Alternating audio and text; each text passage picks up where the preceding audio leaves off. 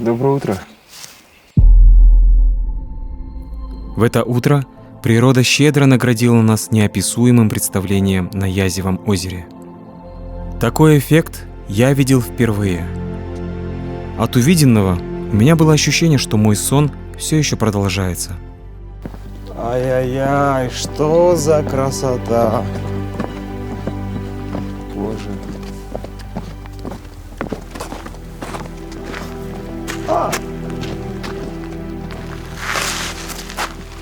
Ну это однозначное, полноценное вау! Вау! На самом краю нашей страны, на высоте 1650 метров над уровнем моря, расположилось Язевое озеро. И именно такая высота создает эффект тумана над поверхностью воды каждое утро. Как только солнце вступает в свою активную фазу, озеро приоткрывает свой дымчатый занавес на ту самую легендарную гору. Здесь такой открывается вид на гору Белуха. Это просто, ребят, стоит того, чтобы сюда приехать и насладиться самостоятельно. Кстати, тут настолько тихо, что можно услышать мысли другого человека. Красота. Че, пойдем бриться и позавтракаем.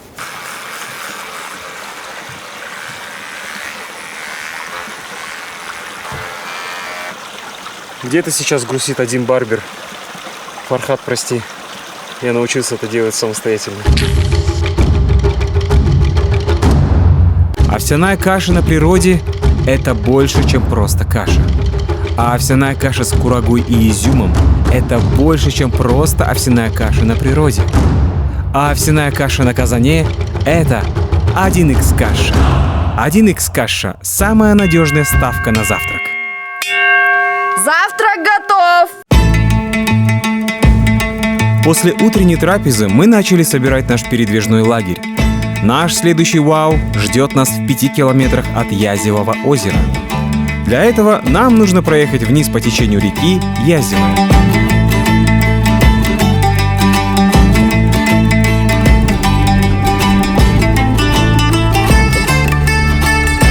От места высадки нужно пройти еще 5 минут до основной смотровой точки.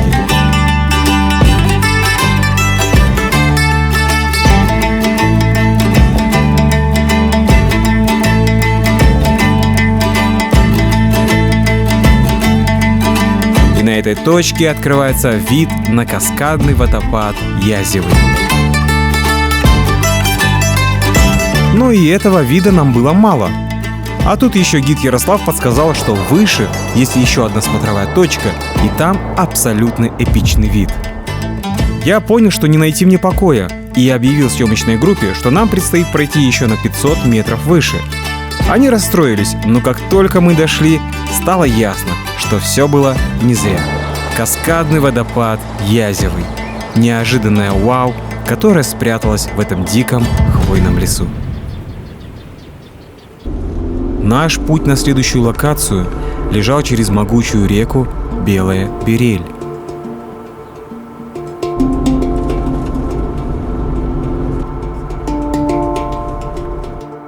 Чего только стоит этот колоритный мост. А какую историю он хранит.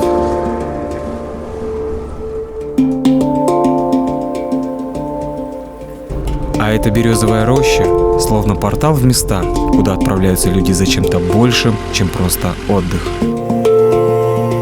Зачем же люди едут в эти края, невзирая на труднопроходимые каменистые дороги? А едут они туда, чтобы побыть самим собой, переосмыслить жизнь, заглянуть в неизвестность, открыть новые вкусы жизни и увидеть новые горизонты. Эта смотровая точка почти идеальна. Есть только один минус. Здесь можно залипнуть и потерять драгоценное время. Поэтому очень важно опомниться вовремя и ехать дальше. Наш путь пролегал через жуткое зрелище. В 2009 году в этих местах был сильный пожар, который уничтожил хвойный лес площадью десятки квадратных километров.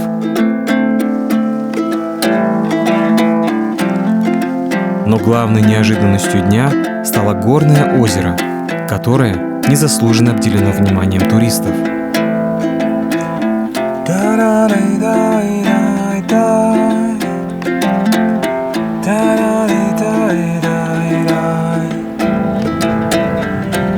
Арасан, младший брат знаменитого Рахмановского озера.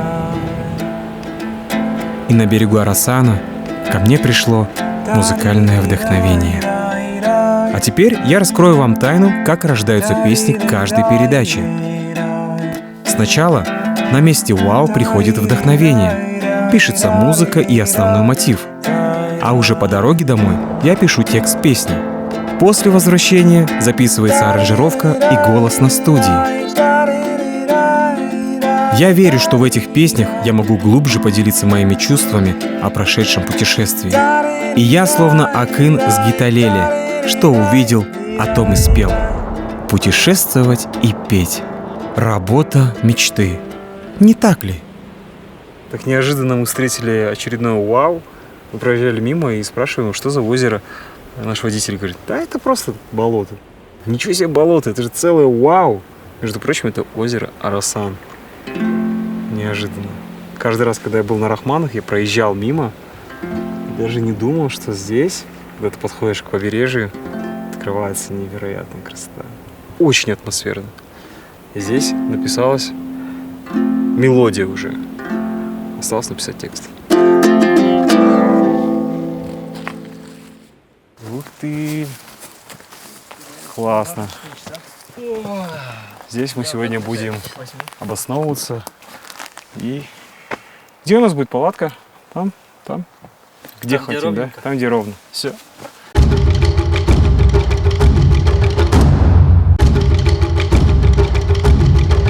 Офис на природе. Кайф? Согласен.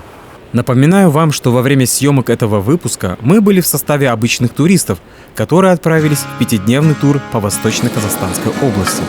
Знакомьтесь, это один из организаторов таких туров по ВКО Ярослав. Что делать в первую очередь людям, которые решили так же, как и ты, все бросить и начать заниматься внутренним туризмом? Я бы рекомендовал вообще пробовать, если это нравится, то есть если к этому душа лежит. Ну, во-первых, делать качественно, то есть стремиться к качеству, чтобы было приятно людям, то есть себе на душе было приятно от того, что приятно людям. Это эмоции, то есть ты даришь людям эмоции, в ответ ты получаешь, заряжаешься эмоциями людей.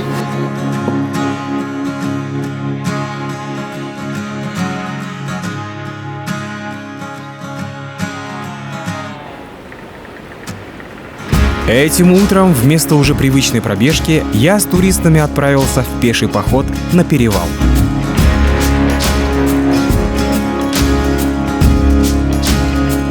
Оттуда открывается один из самых невероятных видов Алтая. Когда ты у Рахмановского озера, нельзя пропустить эту локацию. До следующего «Вау» нам нужно будет поработать 1,5-2 часа. Набор высоты всего 400 метров. Легко? Тропа будет немного сложной, но только в самом начале. Главное — дотерпеть до окончания хвойного леса, а затем очарование видами практически понесет вас вверх. Чтобы сократить путь, мы сошли с основной тропы. В этом есть, конечно, сложность, когда идешь по дикой траве, но есть большое преимущество. Растительность под ногами раскрывается такими ароматами, поэтому иногда позволительно сходить с тропы. Но сходить с тропы всегда лучше со знающим местные тропы профессиональным гидом. Ярослав с посохом с нами, а значит, за праведность нашего пути можно быть спокойным.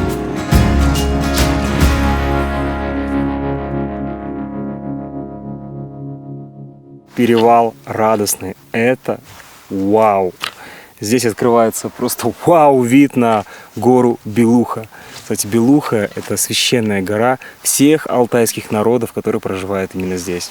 На самом перевале мы встретили туриста из Соединенных Штатов Америки, и я воспользовался шансом спросить у него, как он здесь оказался.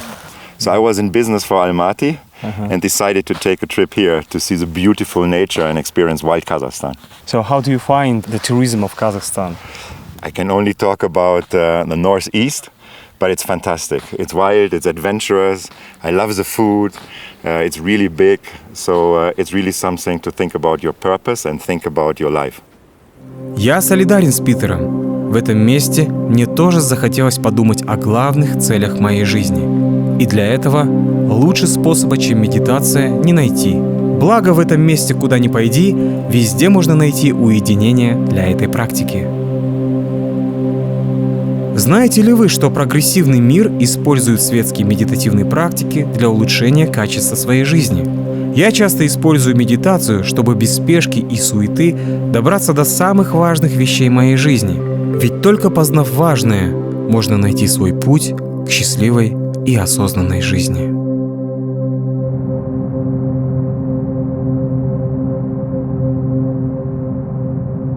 Эта точка находится в 30 километрах от горы Белуха, но даже здесь чувствуется аура этой священной горы. Место силы. Окончание дня мы провели на озере, от которого невозможно оторвать взгляда. Место, которое очаровывает с первой встречи. Если вы считаете, что вас уже нечем удивить, то приезжайте прямиком сюда. Рахмановское озеро. Вау, в квадрате.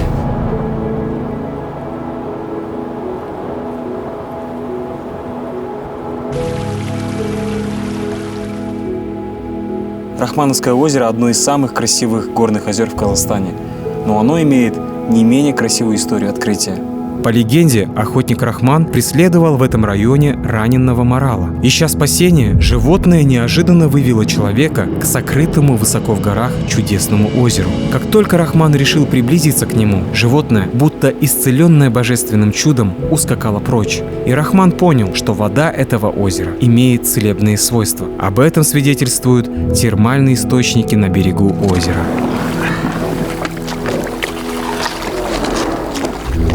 Чтобы прочувствовать всю атмосферу, мы решили проплыть на байдарке до центра озера, где нас ждал еще один сюрприз. Это был мой первый заплыв на байдарке, и этот заплыв останется в моей памяти навсегда.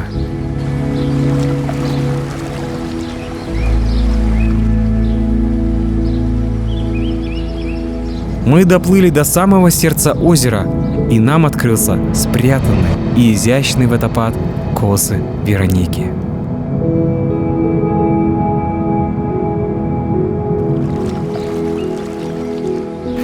Если в самом центре озера вас настигла жажда, а вы с собой не взяли воду, не проблема.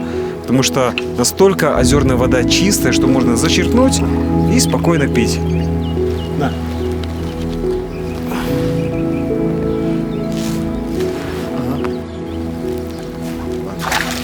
Все, идем дальше.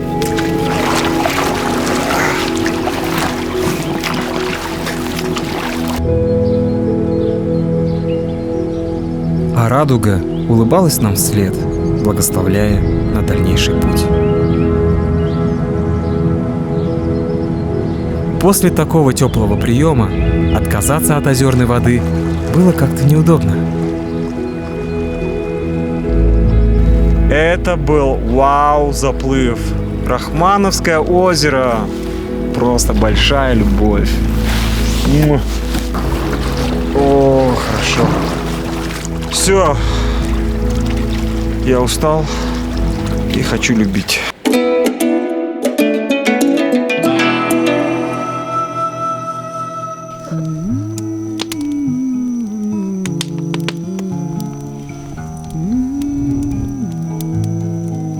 Благодаря повару Наталье и ее гитаре мы будто попали на фестиваль бардов. Ее лирические напевы уносили меня куда-то в прошлое. Смотри, какая красота, что невозможно наглядеться.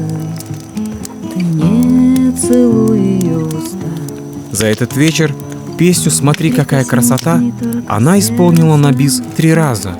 И все следующее утро эта мелодия крутилась в моей голове на репите, как напоминание о том, что меня окружало в этот момент. Не целуй ее уста. Прикоснись не только сердце. Для того, чтобы путешествие состоялось, вам нужны Крутые локации, классная компания и команда, которая все это организует. На этой точке наши пути с основной группой разошлись. По традиции, собрав чужой мусор, мы отправились по своему маршруту.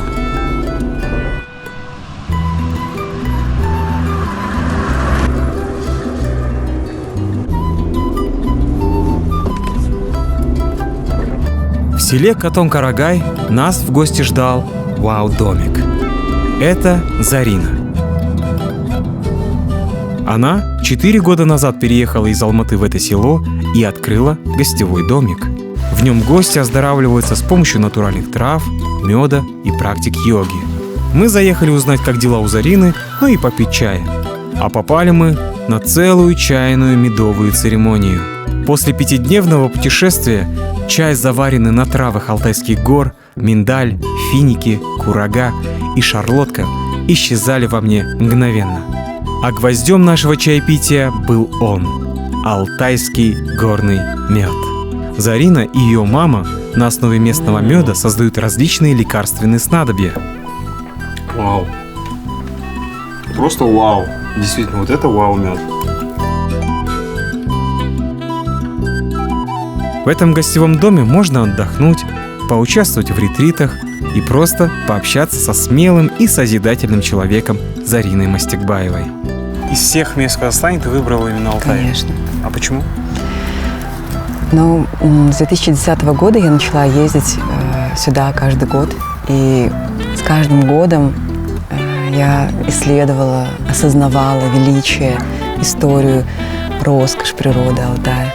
И меня просто пропитывает это в каждой клеточке. Вот есть такое высказывание: быть на Алтае только туристом слишком роскошно для туристов, слишком мало для Алтая. У Катон-Карагая прекрасное будущее с такими жителями.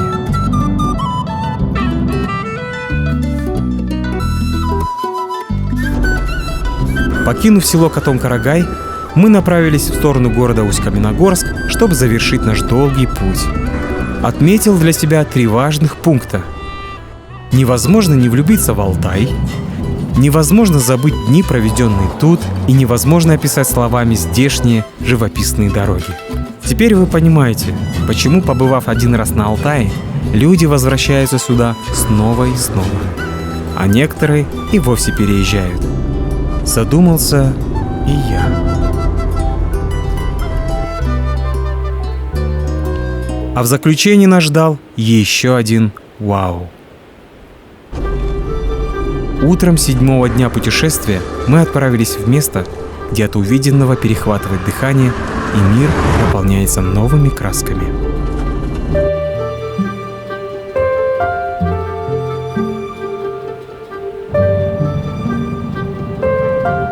Сибинские озера – это одно из самых моих любимых мест в Восточно-Казахстанской области. Здесь очень атмосфера, кристально чистая вода. И если вы хотите уединиться, то я вам рекомендую приехать сюда в сентябре, когда здесь нет никого. Сейчас мы находимся здесь ни души, поэтому сентябрь – самое то для интровертов. Это самая доступная туристическая локация в Восточном Казахстане. Она находится в 80 километрах от Усть-Каменогорска. К сожалению, близость этого места к цивилизации имеет свои печальные последствия. На мой взгляд, у Сибинских озер есть 2 большие проблемы. Первая – это хаотичная и безвкусная застройка на 3-м озере.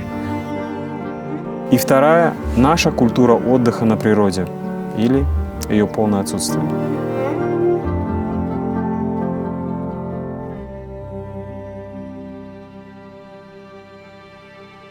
Команцы, ну как так можно, а? Как так можно не любить свою страну? Да и администрация тоже молодцы. Зачем ставить мусорку, если вы потом просто не убираете ее? Лучше бы вообще не ставили эти мусорки, тогда бы хоть какая-то часть людей увозила бы свой мусор с собой. Я надеюсь. Мое внимание привлек объект на 4-м озере. То ли турбаза, то ли цирк Шапито. Я издалека не мог понять, что это такое. Сначала подумал, это резервуары для нефтепродуктов. А оказалось, это бетонные юрты. Кто этот гений, кто это придумал, а? Как тебе такое, Илон Маск? Бетонные юрты. Что может быть нелепее? Ответ не заставил себя долго ждать. А это, видимо, предыдущая модель, прототип.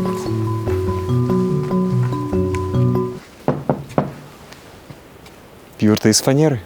Я решил взойти на ближайшую гору, чтобы отснять финал этого выпуска.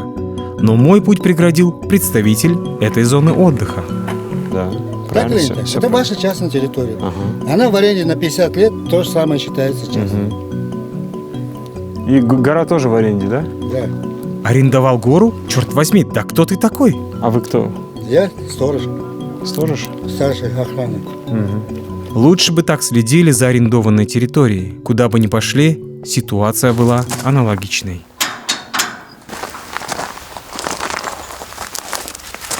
Да что такое, а? Почему везде ограничивают доступ к горам? Ой, не ашак, а жабок какой-то.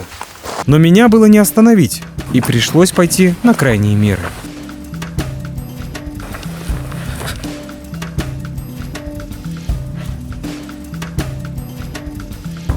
Сибинские озера. Это система из 5 озер. Они окружены гранитными горами и создают неповторимый облик. На каждом озере абсолютно своя атмосфера, но везде вода невероятной чистоты. Этот эпизод с восхождением научил меня тому, что даже если перед тобой закрываются все дороги, значит, нужно найти нестандартное решение. А самое главное – искренне хотеть желаемого. И тогда все абсолютно получится.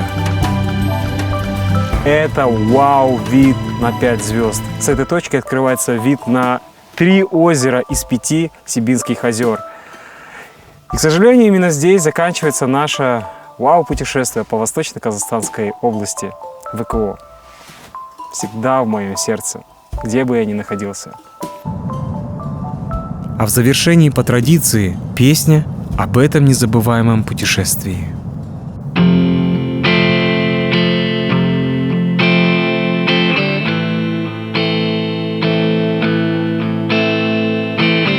Устал от суеты, душевной пустоты. Ты в помощь мне, Восточный Казахстан.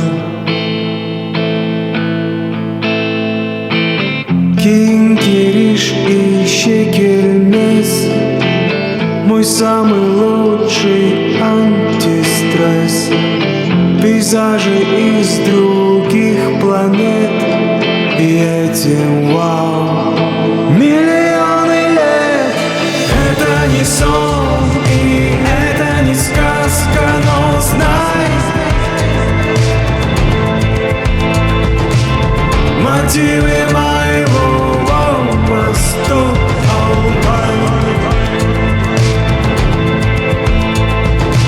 Если тебя там не было, не унывай.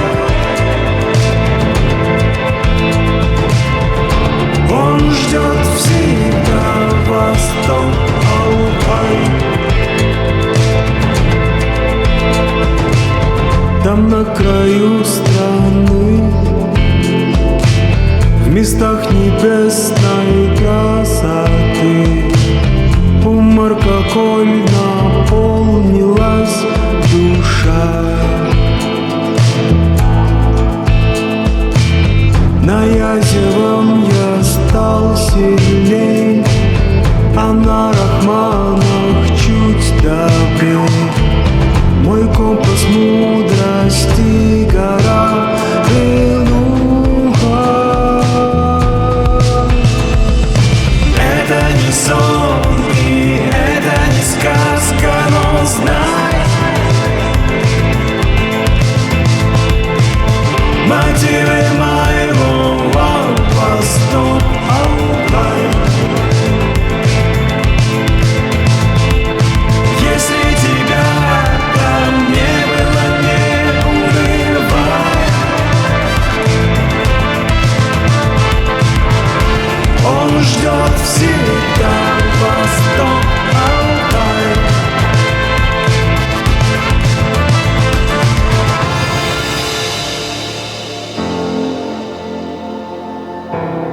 С вами был проект «Вау, Казахстан». Подписывайтесь на мой канал Ануар Нурпеисов и смотрите свежие выпуски нашего проекта.